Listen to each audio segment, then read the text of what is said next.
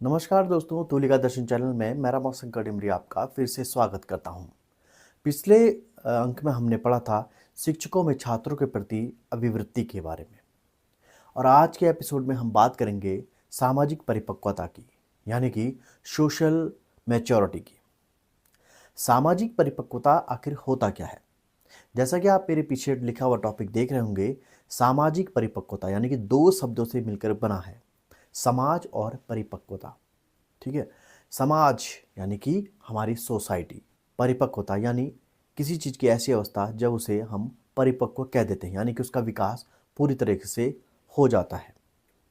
सामाजिक परिपक्वता का अर्थ होता है समाज के साथ में आप तारतम्य किस तरीके से मिलाते हैं, यानी कि समाज के साथ आपकी अंतःक्रियाएं किस प्रकार की हैं। सीधे शब्दों में हम कह सकते हैं कि व्यक्ति या छात्र का समाज के साथ उचित संयोजन ही सामाजिक परिपक्वता कहा जाता है। सामाजिक परिपक्वता के विकास में तीन पक्षों की अहम भूमिका होती है। जिन तीन पक्षों का हमें विकास करना होता है, उनमें जो पहला पक्ष है वह है संवेगात्मक पक्ष, दूसरा भावेगात्मक पक्ष और तीसरा मनोक्रियात्मक पक्ष। इन तीनों पक्षों का विकास करके ही हम सामाजिक परिपक्वता की प्राप्ति कर सकते हैं। इन तीनों पक्षों का विकास करने के बाद ही हम समाज के साथ में एक संतुलित व्यवहार कर सकते हैं, और इसी दशा को हम कह सकते हैं, यह दशा ही हमें एक आदर्श नागरिक बनाने में सहयोग प्रदान करती है। सामाजिक परिपक्वता प्राप्त करने के लिए वे कौन से पक्ष हैं जिनका विकास करना आवश्यक होता है, जिनके द्वारा विद्यार्थी या व्यक्ति का सामाजिकरण सुदृढ़ हो जाता है। तो अब देखते हैं हम उन पक्षों को। तो इसमें चार पक्ष प्रमुख होते हैं। पहला शारीरिक पक्ष, दूसरा मानसिक पक्ष, तीसरा संवेगात्मक पक्ष और चौथा सामाजिक पक्ष। जो पहले तीन पक्ष हैं, यानी कि शारीरिक पक्ष, मानसिक पक्ष और संवेगात्मक पक्ष, यह तीनों पक्ष हमें जेनेटिक रूप से अपने माता पिता के द्वारा प्राप्त होते हैं। जो चौथा पक्ष है सामाजिक पक्ष, उस पक्ष को हम सामाजिकरण के द्वारा ही प्राप्त करते हैं। अब आप सोच रहे होंगे कि यहाँ पर दो शब्द आ रहे हैं, सामाजिक परिपक्वता और सामाजिकरण। सामाजिकरण क्या होता है? सामाजिकरण का अर्थ होता है हम समाज के साथ में किस प्रकार से अपना व्यवहार प्रकट करते हैं, या समाज के द्वारा हमारे अंदर कौन कौन से गुणों का विकास हो रहा है, या समाज के साथ हम किस दिशा में व्यवहार करते हैं, ऋणात्मक पक्ष में या धनात्मक पक्ष में। तो सामाजिकरण को समझने के लिए सबसे पहले सामाजिकरण की परिभाषा को जानना होगा। तो सामाजिकरण क्या है? सामाजिकरण है जब छात्र या व्यक्ति समाज के मध्य रह करके समाज की गतिविधियों को सीखता है, और गतिविधियां समाज के ऊपर निर्भर होती हैं कि व्यक्ति या छात्र कैसे समाज में रहता है। अगर समाज में सकारात्मकता ज़्यादा है तो व्यक्ति की गतिविधियां भी सकारात्मक दिशा में होंगी, और अगर समाज नकारात्मक पक्ष लिए हुए है तो व्यक्ति या छात्र की जो गतिविधियां होंगी वो नकारात्मक दिशा में होंगी। मैं आपको उदाहरण के स्वरूप बताता हूँ कि एक छात्र एक ऐसे मोहल्ले में रहता है जहाँ पर अक्सर लड़ाई झगड़े होते हैं, जहाँ पर गाली गलौज होते हैं, या जहाँ पर मारपीट उसे ज़्यादा दिखती है। तो बच्चा या जो व्यक्ति है वो उन्हीं चीज़ों को सीखता है। वो अपने चारों तरफ के वातावरण में रोज़ लड़ाई झगड़े, मारपीट, गाली गलौज देख रहा है, और उन्हीं चीज़ों को वो अपने अंदर आत्मसात कर रहा है, और आगे जा कर के वो बालक भी ठीक इसी प्रकार का व्यवहार अन्य लोगों के साथ करता है। दूसरा उदाहरण मैं आपको देता हूँ कि एक ऐसा मोहल्ला है या एक ऐसा समुदाय है जहाँ पर हमेशा अच्छी बातें हो रही हैं, प्रवचन हो रहे हैं, या वहाँ पर कुछ ऐसे सकारात्मक कार्य हो रहे हैं, वृक्षारोपण हो रहा है, या गरीब बच्चों को पढ़ाया जा रहा है, या वहाँ पर इस तरीके का काम हो रहा है, श्रमदान हो रहा है, समाज के लिए कुछ न कुछ ऐसी पॉजिटिव एक्टिविटी हो रही है। तो वहाँ का जो रहने वाला व्यक्ति है या जो विद्यार्थी है वो भी उसके अंदर उसी तरीके के गुण विकसित हो जाते हैं। इसी से हम ये समझ सकते हैं कि व्यक्ति का सामाजिकरण किस प्रकार हुआ होगा, या व्यक्ति का सामाजिकरण धनात्मक है या ऋणात्मक। अब देखते हैं कि बच्चे का या शिक्षार्थी का या विद्यार्थी का सामाजिकरण किस प्रकार किया जाता है। वे कौन कौन सी विधियां हैं जिसके द्वारा हम बच्चे का सामाजिकरण कर सकते हैं। जो पहला जो हमारा पॉइंट है वो है उपदेशात्मक शिक्षण। अब ये उपदेशात्मक शिक्षण क्या होता है? उपदेशात्मक शिक्षण अगर आप छोटे से एग्जाम्पल के रूप में मैं आपको समझाऊं, तो जैसे एक शिशु होता है, जब वो कुछ बोलना या कुछ समझना प्रारंभ कर देता है, तो उसकी जो माता होती है वो बच्चे को इशारों से या कुछ ऐसे शब्दों से कहना शुरू कर देती है कि नहीं ये नहीं करना है, या नहीं नहीं नहीं उसको नहीं छूना है, ये आपके लिए हानिकारक है, या कुछ इस तरीके से आपने गतिविधियां छोटे बच्चों के साथ में देखी होंगी। तो ये माता के द्वारा शिशु को एक उपदेशात्मक शिक्षण होता है। कहा भी जाता है कि हमारी जो पहली शिक्षक है वो माता होती है। तो यहाँ पर उपदेशात्मक शिक्षण के द्वारा एक छोटे से शिशु को भी, जो कि चीज़ों को समझ रहा होता है, उसको भी उपदेशात्मक शिक्षण के द्वारा हम ये बताते हैं कि आपके लिए क्या सही है और क्या गलत है। जब वो शिशु किशोरावस्था में आ जाता है या बाल्यावस्था में आ जाता है, तब उसी प्रकार उपदेशात्मक शिक्षण उसको कक्षा में दिया जाता है। आपने देखा होगा कि जब आप कक्षा में प्रवेश करते हैं तो उस समय या तो बच्चे कुछ काम कर रहे होंगे, और अगर काम नहीं कर रहे होते हैं तो वे कक्षा में इधर उधर घूम रहे होते हैं या वे फर्नीचर के ऊपर चढ़े हुए होते हैं। तो आप सबसे पहले जाते हैं, आप उनको उपदेशात्मक शिक्षण के द्वारा ही बताते हैं कि इस तरीके से क्या कर रखा है आपने क्लास के अंदर, या आप उनको समझाते हैं, डांटते भी हैं कि भाई ये मत करो, इस तरीके से नहीं होगा, क्लास के अंदर आप जो डिसिप्लिन है आपको मेंटेन करना होगा। तो आप उनको इस तरीके से उपदेश देते हैं कि यह आपके लिए सही नहीं है। या जब आप होमवर्क चेक करते हैं, ठीक है, जब आपने कोई प्रोजेक्ट दिया हुआ होता है, तो जब बच्चे आपको प्रोजेक्ट या होमवर्क चेक करवाते हैं तो आप उनको उपदेशात्मक शिक्षण ही दे रहे होते हैं उस समय भी, कि नहीं नहीं इसको इस तरीके से नहीं करना था, मैंने आपको क्या समझाया था और आप इसको किस दिशा में कर रहे हैं। तो ये एक उपदेशात्मक शिक्षण होता है। और यह उपदेशात्मक शिक्षण समाज के द्वारा, विद्यालय के द्वारा, माता पिता के द्वारा ये पूरे जीवन भर चलता रहता है। कभी कभी कोई व्यक्ति या शिक्षार्थी बहुत ही निराश हो जाता है, उस समय भी ये उपदेशात्मक शिक्षण ही काम आता है। आपने देखा होगा कि कई बार विद्यालयों में काउंसलिंग का एक सेशन भी चलाया जाता है, जिसमें बच्चों से उनके बारे में ऐसी चीज़ें पता की जाती हैं जिनसे वे निराश हो रहे हैं, या कोई ऐसा वाकया या कोई ऐसा प्रकरण उनके साथ होता है जब बच्चा काफ़ी निराश हो जाता है। तो वहाँ पर काउंसलिंग के द्वारा बच्चे को ये समझाया जाता है, ठीक है। तो यहाँ पर भी एक किस्म का उपदेशात्मक शिक्षण होता है। अब बात करते हैं दूसरे पॉइंट की। दूसरा पॉइंट है हमारा अनुकरण। अनुकरण यानी कि किसी चीज़ को देख करके ठीक वैसा ही रिएक्ट करना। अब यहाँ पर देखना होगा कि अनुकरण में विद्यार्थी किस प्रकार अपना सामाजिकरण करता है। आपने प्राय देखा होगा कि बच्चे किसी नायक या नायिका को देख करके उससे बड़े प्रभावित हो जाते हैं। ठीक उसी प्रकार से वो अपने हेयर स्टाइल, कपड़ों का फैशन, उठने बैठने का फैशन, तमाम तरीके से वे उसका अनुकरण करने लग जाते हैं, ठीक है। तो यहाँ पर ये देखना आवश्यक हो जाता है कि जो अनुकरण कर रहे हैं वो अनुकरण किस प्रकार का हो रहा है, धनात्मक दिशा में हो रहा है या ऋणात्मक दिशा में हो रहा है। तो यहाँ पर ये देखना होगा कि जब धनात्मक दिशा में अनुकरण हो रहा है तो बच्चे का सर्वांगीण विकास अच्छे ढंग से होगा, और अगर वो ऋणात्मक अनुकरण कर रहा है किसी का तो बच्चे में शिक्षा के मूल्यों में ह्रास हो जाता है, ठीक है। किस प्रकार होता है ये, आपने देखा होगा कि बच्चा अगर अच्छी संगत में रह रहा है, अच्छे दोस्तों के बीच में रहता है, तो बच्चा उन्हीं की तरह क्रियाकलाप करने लगता है। अगर उसके दोस्त या उसका वातावरण अच्छा नहीं है जिसका वो अनुकरण कर रहा है, तो बच्चे के व्यक्तित्व पर भी उस चीज़ का प्रभाव पड़ता है। तो ये अनुकरण का जो सिद्धांत है ये यहाँ पर सामाजिकरण में मुख्य भूमिका भी निभाता है। तीसरा जो टॉपिक है हमारा तदात्म्य, तीसरा जो पॉइंट है तदात्म्य। तदात्म्य यानी कि बच्चा जिसका अनुकरण कर रहा है, यानी अनुकरण से ही जुड़ा हुआ एक पॉइंट है, यानी कि बच्चा जिसका अनुकरण कर रहा था उसी की तरह वो अपनी पहचान बनाना चाहता है। जैसे एक शिक्षक रोल मॉडल बन सकता है अपने विद्यार्थियों के लिए।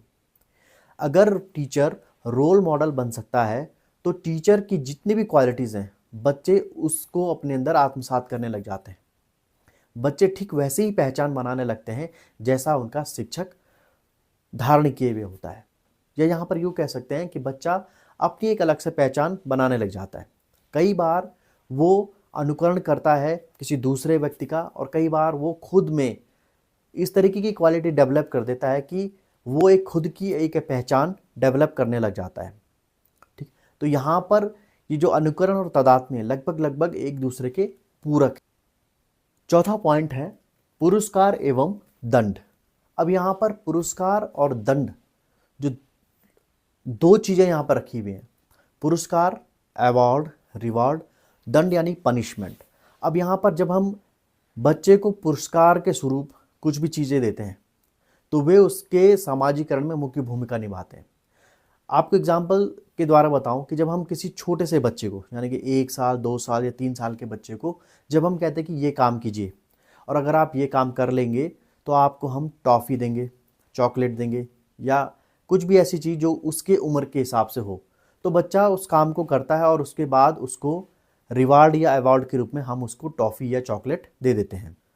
तो जो भी हम पुरस्कार दे रहे हैं उसमें हमें ये देखना होगा कि बच्चे के उम्र के हिसाब से, बच्चे की आयु के हिसाब से ही हम उसको पुरस्कार दें। ये ना हो कि 1 साल के बच्चे को हम ये लालच दे रहे हैं कि भाई आप ये काम करो या इस तरीके से काम करिए, अगर आप काम कर लेते हो तो मैं आपको ये साइकिल दूंगा। तो यहाँ पर ये सबसे आवश्यक है कि पुरस्कार जो आप देते हैं वो पुरस्कार उनके आयु वर्ग के हिसाब से ही होना चाहिए।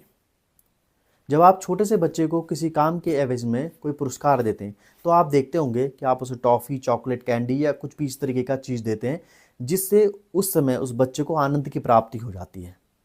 आप एक छोटे से बच्चे को कार नहीं देते क्योंकि बच्चे को पता नहीं है कि कार होती क्या है, कार को चलाया कैसे जाता है, कार किस फंक्शन पे वर्क करती है। तो बच्चे के लिए हो सकता है कि कुछ पलों के लिए वो उतनी बड़ी चीज़ को देख करके उसे अच्छा लगे, वो उसको छूने की कोशिश करे, लेकिन जब वो उसको देखेगा कि वो उसको ऑपरेट नहीं कर पा रहा है, उसको वो कुछ नहीं चला पाता है, तो फिर उसका ध्यान उन्हीं चीज़ों में आ जाता है जो उसके आयु वर्ग के होते हैं। ये एग्जाम्पल के द्वारा मैं आपको बता रहा हूँ कि वो फिर अपने उन्हीं खिलौनों पे वापस आ जाता है।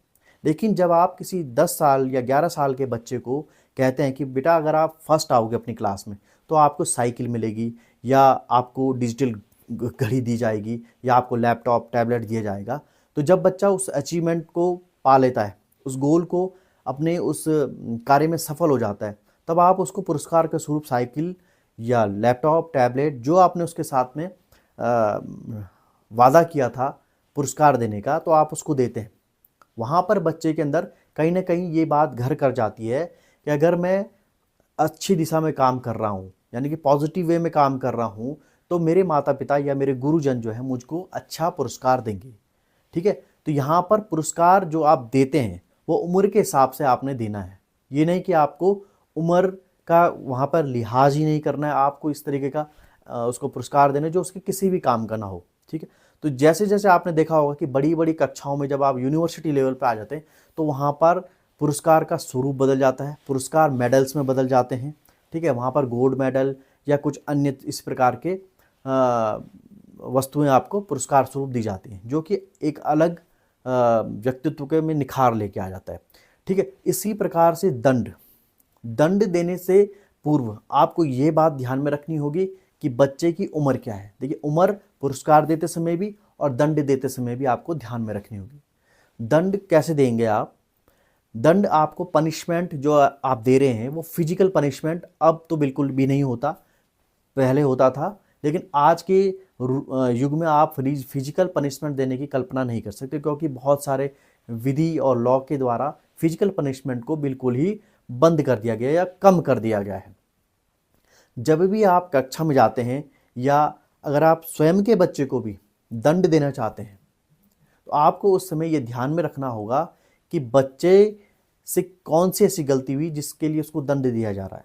उसको बिल्कुल प्रथम दृष्टया ही आप दंड नहीं देंगे, पहले आप देखेंगे कि उसकी गलती क्या है, फिर आप देखेंगे कि उसने वो गलती किन परिस्थितियों में की है। अगर आप उस बच्चे के साथ में वार्तालाप करते हैं कि आपने ये काम क्यों किया, हो सकता है कि बच्चा आपको बताए कि ये मुझसे भूलवश हो गया, तो वहाँ पर दंड देने के बजाय बच्चे को आप इस तरीके से वार्न कर सकते हैं, है ना। आप उसको वार्निंग दे सकते हैं, बेटा इस तरीके का काम अब आप दूसरी बार नहीं करेंगे, आगे से नहीं होना चाहिए इस तरीके का, बजाय उसको तुरंत उसमें दंड देने के बजाय। अगर आपको दंड देना भी है तो आपको दंड देने के भी पारंपरिक तरीके नहीं अपनाने, या आपने उसको मुर्गा बना दिया, टेबल के ऊपर खड़ा कर दिया, या आपने उसकी जो है क्लासमेट्स के ही बीच में उसकी इंसल्ट कर दी। अब आपको पॉजिटिव पनिशमेंट देना होगा। पॉजिटिव पनिशमेंट जैसा आपने अब बहुत सारे केसों में सुना भी होगा, कि माननीय न्यायालयों के द्वारा कुछ लोगों को सामाजिक दंड स्वरूप उनको कुछ कार्य करने को कहा गया। जैसे एक व्यक्ति के द्वारा सड़क के जो रूल्स हैं उनको फॉलो नहीं करता है, ट्रैफिक रूल फॉलो नहीं करता है, तो जब ये बात माननीय न्यायालय में जाती है तो न्यायालय उसको बहुत बड़ी सज़ा नहीं देते, उसको इस तरीके से सज़ा देते हैं कि आपको जो है लगातार 1 हफ्ते तक जो ट्रैफिक पुलिस है, जो चौराहे पर ट्रैफिक पुलिस है, उसके साथ में आपको ट्रैफिक साधने में, ट्रैफिक को मूवमेंट करने में ट्रैफिक पुलिस की मदद करनी होगी, या आपको 1 हफ्ते तक इतने हजार पेड़ों को लगाना होगा। तो ये एक सामाजिक दंड शुरू हो चुका है भारत के अंदर भी, बहुत सारे केसों में ये देखने को भी मिला है।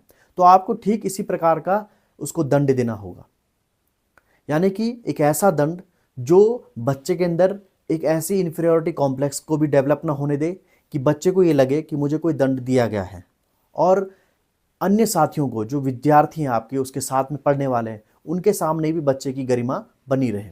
तो इस प्रकार आपको उसको पुरस्कार और दंड देते समय उसकी उम्र और किस प्रकार आप उसको दंड दे रहे हैं ये आपको ध्यान में रखना होगा। सामाजिक परिपक्वता के लिए कुछ सामाजिक अभिकरण भी मुख्य रूप से जिम्मेदार होते हैं, जिनकी सूची आप यहाँ पर स्क्रीन पर देख रहे होंगे कि पहली सूची है प्राथमिक स्रोत, दूसरी द्वितीयक स्रोत। अब इन दोनों सूचियों के मध्य होता है हमारा बालक या शिक्षार्थी। पहला जो प्राथमिक स्रोत है उसमें परिवार, मित्र, समाज, रिश्तेदार, पास पड़ोस और मुख्य रूप से जैसे मेले और कुछ उत्सव आ जाते हैं। जो हमारा द्वितीयक स्रोत है उसमें आते हैं शैक्षिक संस्थाएं, धार्मिक संस्थाएं, सामाजिक संस्थाएं और राजनीतिक संस्थाएं। बात करते हैं बालक को सामाजिक रूप से परिपक्व बनाने में शिक्षक की क्या भूमिका होती है। तो सबसे पहली जो भूमिका है कि शिक्षक जो भी होगा, अगर शिक्षक का सामाजिकरण अच्छी दिशा में हुआ है, शिक्षक का सामाजिकरण अगर धनात्मक है, तो जो छात्र होंगे उनका भी सामाजिकरण धनात्मक होगा। यानी कि अगर शिक्षक अपने आप में सर्वश्रेष्ठ है तो उसके जो छात्र होंगे उनमें भी शिक्षक के ही गुण आ जाते हैं। यहाँ पर मुख्य रूप से शिक्षक को एक रोल मॉडल की तरह अपने विद्यार्थियों के समक्ष जाना होगा, ताकि वे अगर अनुकरण करें तो सबसे पहले वे अपने शिक्षक का अनुकरण कर सकें, ताकि वे शिक्षक के गुण को आत्मसात कर सकें, जिससे कि उनका सामाजिक परिपक्वता धनात्मक दिशा में हो। दूसरा, शिक्षक अपने जो छात्र हैं उनको समाज के दोषों से पहचान कराए और समाज के दोषों से उनको बचाए। अब यहाँ पर समाज के क्या दोष हो सकते हैं? देखिए, यहाँ पर अगर आपको मैं एग्जाम्पल के द्वारा बताऊं कि आप शाम को विद्यालय के बाद जब आप सड़क पर घूम रहे हैं और आपको आपका विद्यार्थी कुछ ऐसे लोगों के साथ में घूमता हुआ मिलता है जो कि असामाजिक है, ठीक है, यानी कि वो आपके विद्यार्थी को गलत दिशा में ले जा सकते हैं, तो आप अगले दिन कक्षा में या उसको एकांत में बुला करके समझा सकते हैं कि भाई वो जो लोग हैं आपके, जो आपके कल शाम को आप जिनके साथ घूम रहे थे या जिनके साथ आप रहते हो, वे अच्छे लोग नहीं हैं, वे आपके हितैषी नहीं हैं। इस प्रकार से आप उनको समाज की बुराइयों से पहचान कराएं। अब समाज की बहुत सारी बुराइयां हैं, जैसे आपको मैंने एग्जांपल बताया कि संगत, यानी कि उनकी जो फ्रेंड सर्किल है वो किस तरीके का है। समाज की अगर बुराइयों की बात करें तो जैसे नशे की बुराई। अब आपका जो विद्यार्थी अगर वो ऐसे दोस्तों की या ऐसे व्यक्तियों की संगत में है जो नशा करते हैं, तो नशे की जो लत है वो आपके विद्यार्थी पे भी आ सकती है या विद्यार्थी को भी लग सकती है। तो आपको काउंसलिंग के माध्यम से अपने विद्यार्थी को ये बताना होगा कि जिन लोगों के साथ आप रहते हैं वे नशा करते हैं, और नशा स्वास्थ्य के लिए, समाज के लिए, आपके परिवार के लिए, सबके लिए जो है अच्छी चीज़ नहीं है। तो आप इस प्रकार से उसको सामाजिक जितनी भी बुराइयां हैं, ये नशा तो एक एग्जाम्पल था, ऐसे कई सारी बुराइयां हैं जिनसे आप उसको पहचान करवाएं। तो शिक्षक की यहाँ पर मुख्य भूमिका ये हो जाती है कि वे अपने विद्यार्थियों को समाज में व्याप्त बुराइयों से पहचान भी करवाए और उनसे बचाव करने के तरीकों को भी उसको बताए। अगला पॉइंट है कि शिक्षक विद्यार्थियों के बीच में सामूहिकता की भावना को बढ़ावा दे। अब इस सामूहिकता की भावना क्या होती है? जैसे कि अगर आप देखें कि कक्षा के अंदर आप कोई काम देते हैं, कोई प्रोजेक्ट वर्क दे रहे हैं, तो आप उसको इस तरीके से दें कि कुछ टीम बनाएं, कुछ विद्यार्थियों के समूह के रूप में आप उसको काम दें।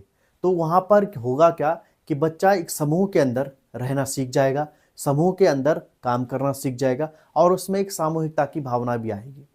हो सकता है कि वो विद्यार्थी अपने प्रोजेक्ट के किसी भाग में कमज़ोर हो, तो अन्य विद्यार्थी उसकी मदद करेंगे।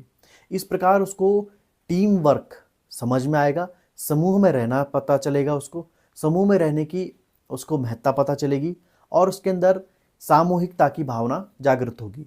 ठीक इसी प्रकार वो समाज में भी एक सामूहिक रूप से जिम्मेदार नागरिक की भूमिका निभाएगा।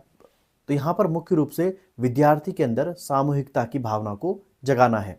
इसी प्रकार उसका धनात्मक दिशा में समाजीकरण होगा। तो इस प्रकार आज के इस अंक में हमने देखा कि सामाजिक परिपक्वता क्या है, उसके मुख्य पक्ष कौन कौन से होते हैं और उसके जो मुख्य अभिकरण हैं वो कौन कौन से हैं।